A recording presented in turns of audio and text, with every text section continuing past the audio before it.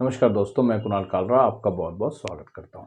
आज के इस वीडियो में हम बात करेंगे जेमस्टोन फॉर सेजिटेरियस असेंडेंट कि अगर आपका धनु लग्न है, सेजिटेरियस असेंडेंट है, तो आपको कौन सा जेमस्टोन पहनना चाहिए और कौन सा जेमस्टोन नहीं पहनना चाहिए।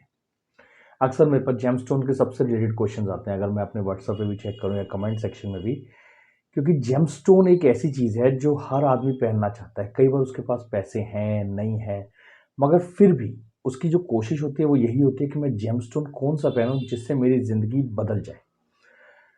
अब हमारी एस्ट्रोलॉजर्स लाइन के अंदर भी ऐसा होता है कि कई बार एक आदमी मतलब एक एस्ट्रोलॉजर आपको कहेगा ये जेमस्टोन पहनो और दूसरा कहेगा ये नहीं पहनना, तीसरा कहेगा कुछ और पहनना है। तो आप जितनी ज़्यादा एडवाइजेज लेते हैं उतना कंफ्यूज हो जाते हैं और कई बार आप कोई जेमस्टोन पहनते हैं और उसका आपको अगर 10-15 दिन में नेगेटिव असर होता है तो आप एकदम से उसको उतार देते हैं और घबरा जाते हैं, फिर एक ओपिनियन के लिए जाते हैं। कन्फ्यूजन सबसे ज़्यादा है। मैं नहीं बोलूँगा जो मैं इन्फॉर्मेशन दे रहा हूँ वो बिल्कुल सही है, वो बिल्कुल एक्यूरेट है और आप मेरी मानिए, ऐसा नहीं है। कुछ लॉजिक बताने की कोशिश करूँगा, हो सकता है आपको समझ आ जाए, तो आप उसके हिसाब से डिसीजन ले सकते हैं। बाकी अगर आप सोचेंगे कोई आपने जेमस्टोन ऐसा पहना है कि 10-15 दिन में आपको कोई प्रमोशन मिल गया तो वो जेमस्टोन की वजह से है, ऐसा नहीं है। आपकी मेहनत और बहुत चीज़ें होती हैं उसके पीछे। जेमस्टोन का असर होता है मगर कुछ पीरियड पहनने के बाद, और नेगेटिव भी वैसे ही होगा कि नेगेटिव असर भी वैसे ही होगा कि कुछ पीरियड में आपने पहना है तो उसका असर हुआ है। और जेमस्टोन्स जो अपने पीरियड के अंदर ज़्यादा असर देते हैं जब उनका मेजर पीरियड आता है। हम बात करते हैं सेजिटेरियस लगन की, यानी धनु लगन की। अब अगर हम नेट चेक करें या कहीं भी चेक करें तो उसमें सबसे पहले ऑप्शन आती है, या कोई भी से आप पूछो तो सब कहा जाता है कि आपने पहले हाउस का, पांचवें हाउस का और 9वें हाउस का पत्थर पहन लीजिए जो इनका लॉर्ड है या जो इनमें प्लेनेट बैठा है। प्लेनेट कोई भी कभी भी किसी के भी बैठ सकता है, ठीक है ना। हम बात करते हैं सबसे पहले बेसिक लॉर्ड की। अगर हम धनु लगन की बात करें तो धनु लगन का मतलब हो गया कि इसका जो लॉर्ड हो गया वो जुपिटर हो गया। तो क्या हम जुपिटर का स्टोन पहन सकते हैं? मैं आपको बताता हूँ। देखिए, अगर हम देखें तो जुपिटर लॉर्ड किसका है? फर्स्ट हाउस का और हो गया हमारे फोर्थ हाउस का। अब फर्स्ट हाउस का और फोर्थ हाउस का लॉर्ड है, ठीक है। हमारे पास अभी इतनी इन्फॉर्मेशन है, हो सकता है आपका जुपिटर यहाँ बैठा हो, इस हाउस में बैठा हो, इसमें बैठा हो, 8th में बैठा हो, 12th में बैठा हो। तो हम पॉसिबिलिटीज देखते हैं कि फर्स्ट और फोर्थ का है तो अभी तक तो अच्छे रिजल्ट्स हैं, एजुकेशन पॉइंट से, प्रॉपर्टी पॉइंट से, आपके रिसर्च पॉइंट से, ये सब चीज़ें तो ठीक है। एक तो धनु फायरी साइन होता है, ये आप समझ लीजिए। फायरी साइन का मतलब हो गया कि ये मेहनत वाले लोगों का साइन होता है, मेहनती लोगों का, दोस्तों का दोस्त होता है धनु। आधी रात को भी धनु असेंडेंट के लोगों को फ़ोन करोगे ना दोस्ती में हेल्प करने के लिए, सबसे पहले आगे होंगे। तो ये काफ़ी फायरी और हेल्पफुल साइन होता है। प्लस साथ में अगर आप देखें तो इसका जो साइन होता है, आगे की तरफ देख चल रहा है मगर नज़र पीछे की तरफ भी है, तो इसका मतलब ये बंदा अलर्ट भी रहता है कि इसके साथ कोई गलत तो नहीं कर रहा, चल आगे रहा है मगर इसकी जिसे कहते हैं ना, दो आंखें पीछे भी हैं। ये सारी चीज़ें हैं। तो हमें मैं इसके बारे में बताता हूँ कि फर्स्ट और फोर्थ अब हम एज्यूम कर लेते हैं, क्योंकि कि वैसे तो एक बात को ध्यान रखिएगा, कोई भी जेमस्टोन अगर उसका connection 6th house, 8th house और 12th के साथ बन रहा है तो हम उसको अवॉइड करते हैं ज़्यादातर। कई बार एक हाउस इन्वॉल्व हो रहा है तो ठीक है, तो 6th हाउस के साथ हो गया, ठीक है। जब दो हाउसेज इकट्ठे इन्वॉल्व हो जाए, 6th और 8th, तो ये समझ लीजिए गलत है। या 6th और 12th अगर अटैच हो गए किसी भी प्लेनेट में तो उसका पत्थर हमने नहीं पहनना, क्योंकि दो नेगेटिव हाउस इन्वॉल्व हो गए। इसमें हम देखते हैं कि दो तो पहले ही हाउस है, तो तीसरा कौन सा इन्वॉल्व हो सकता है? जुपिटर की पॉसिबिलिटी 6th में है, तो फर्स्ट, फोर्थ और 6th का कॉम्बिनेशन कोई गलत नहीं है, आप पहन सकते हैं, कोई इतना नेगेटिव इफेक्ट नहीं है। 8th में भी है तो भी इतना नेगेटिव नहीं है, 12th में भी है तो भी इतना नेगेटिव। 8th हाउस आपकी रिसर्च करवाएगा, रिसर्च में और डेप्थ तक लेके जाएगा। 12th हाउस जो है थोड़े से एक्सपेंडिचर, आपको स्पेंड ट्रिप खर्चने वाला दिखाएगा, प्रॉपर्टी खरीदने के शौक होंगे, व्हीकल खरीदने के शौक बढ़ेंगे, तो ये सारी चीज़ें होंगी, तो नेगेटिव नहीं है। इसका एक लेवल और आता है जो मैं इस वीडियो में नहीं समझा पाऊंगा, उसको नक्षत्र लेवल बोलते हैं। ये किस नक्षत्र में है, तो किस नक्षत्र में हो, अगर उसके साथ 6th 8th 12th का कनेक्शन बनता है तो वो गलत है।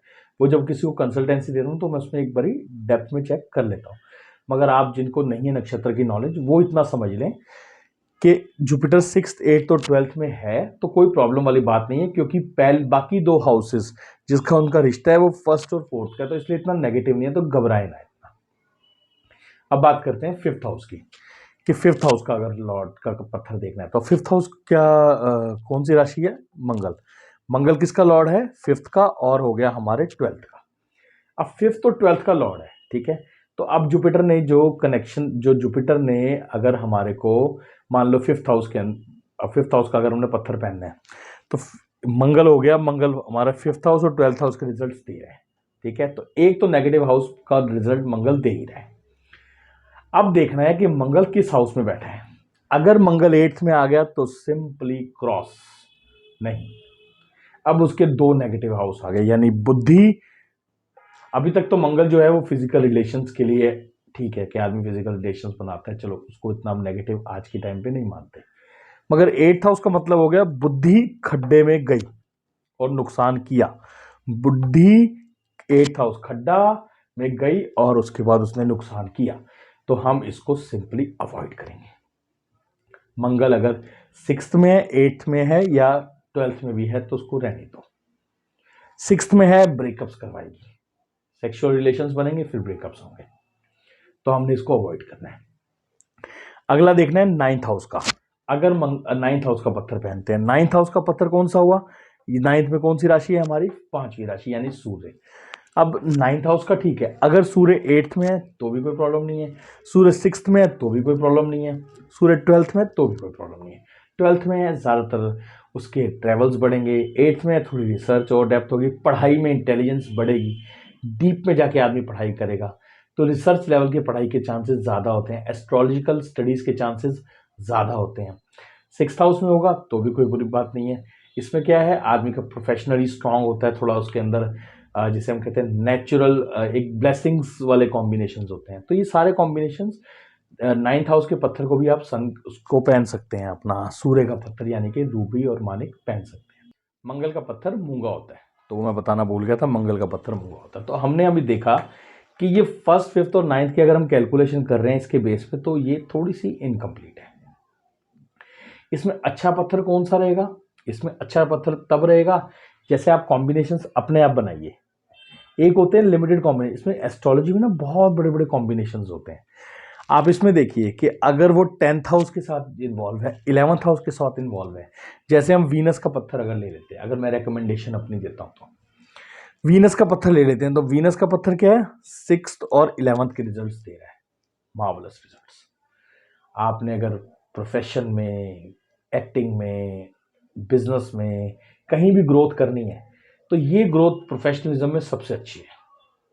वीनस का पत्थर सबसे बेस्ट रहेगा। वीनस के अंदर सिक्स्थ और 11th के रिजल्ट्स तो हैं। अब हमने ये देखना है कि वीनस कहाँ हो सकता है।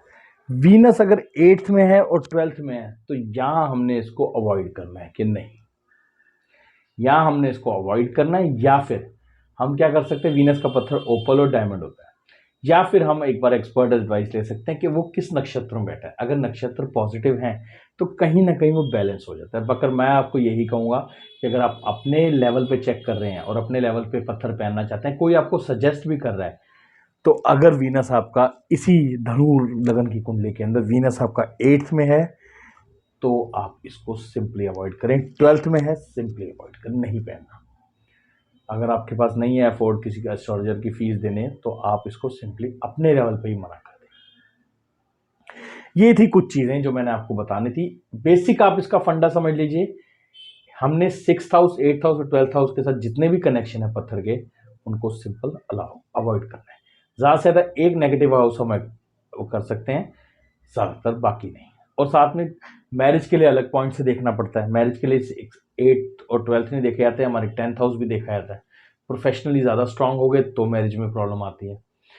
तो ये हेल्थ के लिए अलग चीज़ होती है। तो ये बहुत सारी चीज़ें होती हैं जो एक कैलकुलेट करने के बाद हम नतीजे में पहुंच सकते हैं। कुछ एक आइडिया जो मैं आपको देना चाहता था, आशा करता हूं मैं अपनी बात समझा पाया हूँगा। ये थी इन्फॉर्मेशन। आपसे अलविदा लेता हूँ, जल्दी मिलता हूँ एक नई वीडियो के साथ। तब तक के लिए नमस्कार।